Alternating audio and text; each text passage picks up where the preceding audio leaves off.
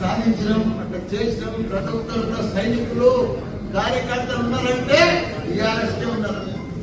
ఇవాళ ఒక పిలుపుతో ఇంతమంది వచ్చారు ఒక కార్పొరేషన్. ఇంకా సగం మంది జర కన్ఫ్యూజ్ ఉండి రాలే. లేకపోతే ఇవాళ కాదు ఇంత పెద్ద సరిపోదు. కానీ ఎవరు వచ్చినా రాకున్నా భయపడేది లేదు. టీఆర్ఎస్ పార్టీ తప్పకుండా రాజీ లక్ష్మారెడ్డి అన్న బంగారం బంగారం బంగారం మల్లన్న కంటే మంచివాడు.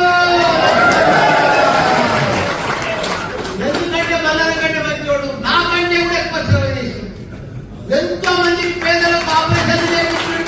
గత 20 సంవత్సరాల సంది ఆయన సేవ చేస్తూనే ఉన్నాడు. అటువంటి నాయకుడు ఎక్కడ కూడా మనకు దొరకడం మన అదృష్టం.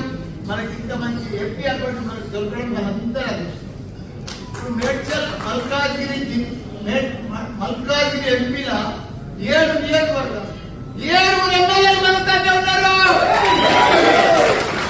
కార్పొరేటర్లు అంతా బీఆర్ఎస్ఏ.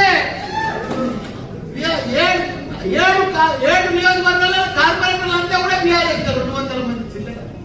వాళ్ళకి ఎవరికి కూడా క్యాడర్లు లేరు, నాయకులు లేరు, మనుషులు లేరు, బూత్లలో కూర్చుంటేందుకు కూడా లేరు.